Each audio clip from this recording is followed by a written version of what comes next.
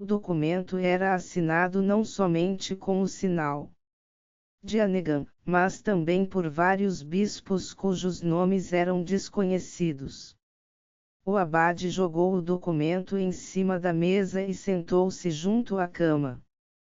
Os olhos do fugitivo estavam abertos, mas ele apenas olhava fixamente para o teto e arfava. Irmão Clarete, chamou Dom Paulo. Irmão. No porão, os olhos do escolástico brilhavam com a exuberância de um especialista que invade o campo de outro a fim de pôr ordem em toda a confusão lá reinante. A bem dizer, sim, disse ele em resposta à pergunta de um noviço. Encontrei aqui uma fonte que poderia ser de interesse para o mestre Merro. Não? Sou historiador, mas... Mestre Merro. Não é ele que está procurando, corrigir o Gênesis? Perguntou o padre Gold, de lado. Sim, começou o mestre Tadju, olhando assustado para Gold. Não tem importância, disse o padre com um sorriso. Entre nós, muitos há que consideram o Gênesis mais ou menos alegórico. Que foi que você encontrou? Um fragmento pré-diluviano que sugere um conceito muito revolucionário. Ao que me parece, se a interpretação que lhe dou for correta, o homem não tinha sido criado até bem pouco antes da queda da última civilização. O quê? Então de onde veio a civilização? Não veio da humanidade, mas de uma raça que a precedeu e que se extinguiu durante o dilúvio ignígeno. Mas a Sagrada Escritura data de muitos mil anos antes do dilúvio. Mestre Tadju guardou um silêncio significativo. Você está afirmando, disse Gold, repentinamente sobressaltado, que não pertencemos à humanidade histórica. Espere. Apenas proponho a hipótese de que a raça pré-diluviana, que se chamava a si mesma de homem, conseguiu criar a vida pouco antes da queda da sua própria civilização, criou os antepassados da humanidade atual à sua própria imagem como uma espécie servil. Mas mesmo que você rejeite totalmente a revelação, essa ideia, segundo o mais elementar bom senso, é uma complicação inteiramente desnecessária. Gemeu Gold. O abade, silenciosamente, descerá a escada do porão. Parara no último degrau. Mal podendo crer no que ouvira. Pode parecer assim, argumentou o mestre Tadju, até que você perceba quantas coisas ficam esclarecidas. Veja as lendas da simplificação. Parece que se tornam muito mais inteligíveis se consideradas como a rebelião de uma espécie servil criada contra a espécie criadora, conforme sugere o fragmento encontrado. Fica também explicado por que motivo a humanidade de hoje é tão inferior à antiga. Porque os nossos antepassados caíram na barbárie quando os seus mestres se extinguiram. Deus tenha compaixão desta casa! Bradou Dom Paulo, entrando na sala a passos largos. Poupai-nos, Senhor, pois não sabemos o que fizemos. Devia ter previsto isso, murmurou o escolástico para ninguém em particular. O velho sacerdote avançou para o seu hóspede como uma nêmesis. Então, senhor filósofo, somos apenas criaturas de criaturas, feitos por deuses menores. Que Deus, portanto, como é compreensível, menos que perfeitos, sem que tenhamos culpa, naturalmente. É apenas uma conjetura, mas que explicaria muita coisa, disse o mestre. Friamente, sem querer recuar. E absolveria de muita coisa, não é verdade? A rebelião do homem contra os seus criadores então foi, sem dúvida, um tiranicídio perfeitamente justificável. Contra os infinitamente perversos filhos de Adão. Eu não disse. Mostre-me, senhor filósofo, esse espantoso fragmento. Mestre Tadju rapidamente procurou entre as suas notas. A luz vacilava, pois os noviços que acionavam o dínamo esforçavam-se por ouvir. O pequeno grupo em volta do mestre estivera em estado de choque até o momento em que a entrada tempestuosa do abade viera sacudir o terror que os dominava. Os monjas murmuravam entre si, alguém ousou rir. Aqui está, anunciou o mestre Tadju, passando várias páginas de notas a Dom Paulo. O abade olhou-o com indignação e começou a ler.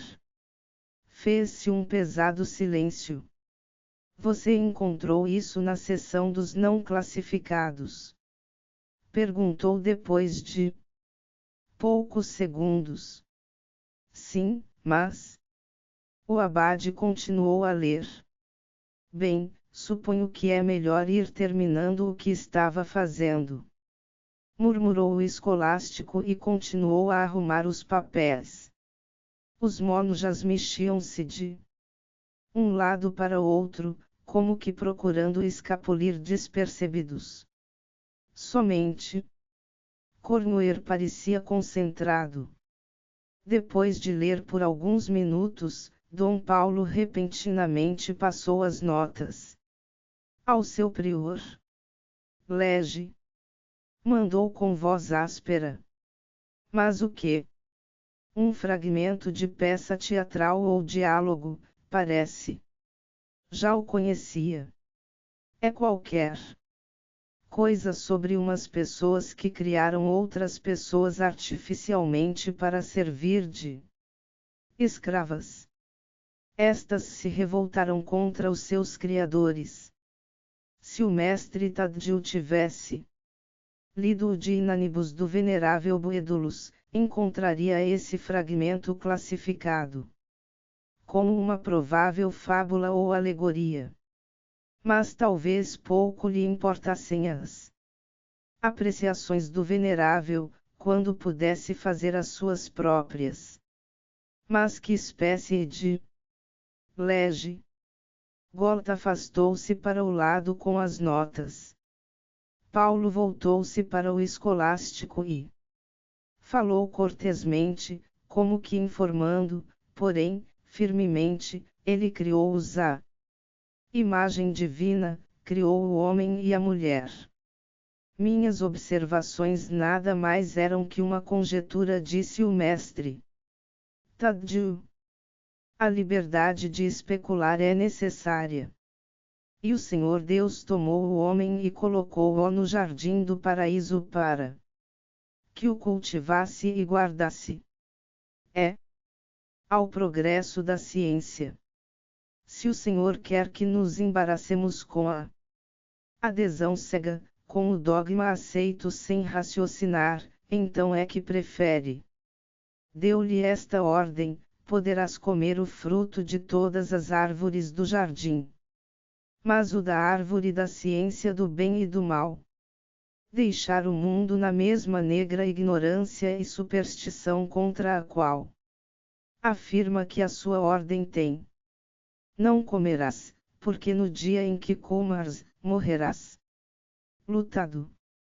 Nem podemos jamais vencer a fome, a doença, o nascimento de monstros, ou fazer o mundo um pouco melhor do que tem sido por.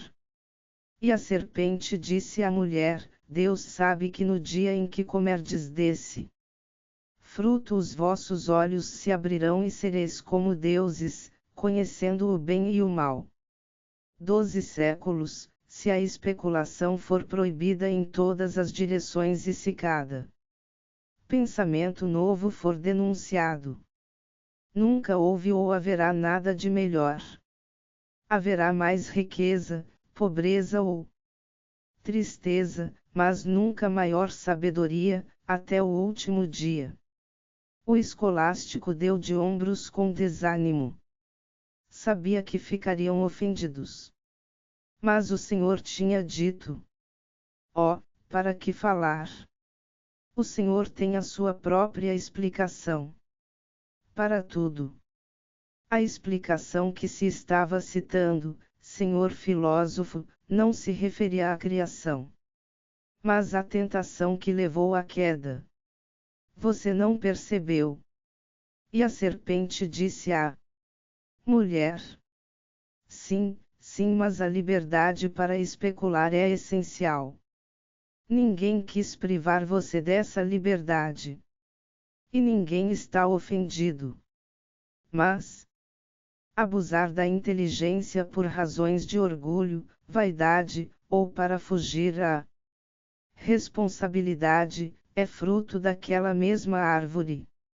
O Senhor duvida da honestidade dos meus propósitos? Perguntou o mestre, esquentando-se. Às vezes duvido da honestidade dos meus. Não acuso você de nada. Mas pergunte a si mesmo, por que tanta alegria ao chegar a uma tal conjetura apoiado em base tão frágil? Por que deseja desacreditar o passado a ponto de desumanizar a última civilização? Para não poder tirar lições dos seus erros? Ou será porque você não se conforma em ser apenas um redescobridor, quando deseja se sentir um criador? Esses arquivos deviam ser postos em mãos de pessoas competentes, disse o mestre com raiva. Que ironia, essa! A luz tremeu e apagou-se. A falha não foi mecânica. Os noviços do molinete tinham cessado de trabalhar. Tragam velas, mandou o abade. Vieram as velas. Disse Dom Paulo ao noviço que estava no alto da escada. E traga aquilo com você. Irmão Cornoer. Irmão Corno. Ele entrou no depósito agora mesmo, senhor. Vão chamá-lo. Dom Paulo voltou-se outra vez para o escolástico e entregou-lhe o documento que fora encontrado entre os pertences do irmão Clarete. Leia, se puder enxergar a luz das velas, senhor filósofo. Um edito de Annegan. Leia e regozije-se pela sua preciosa liberdade. O irmão Cornoer voltará à sala. Trazia consigo o pesado crucifixo que fora retirado do arco para dar lugar à nova lâmpada. Entregou-o a Dom Paulo. Como é que você percebeu que eu queria o crucifixo? Achei que já era tempo, senhor. Sacudiu os ombros. O ancião subiu a escada e recolocou a cruz no seu gancho de ferro. O corpus brilhou à luz das velas. O abade voltou-se e falou aos monjas. Daqui por diante, quem quer que leia nesse cubículo, que o faça ad lumina Christi. Quando desceu, já o mestre Taddeo colocava o seu último papel numa grande caixa, para posterior classificação. Olhou para o padre, como que a medo, mas nada. Disse: você leu o edito? O escolástico acenou que sim.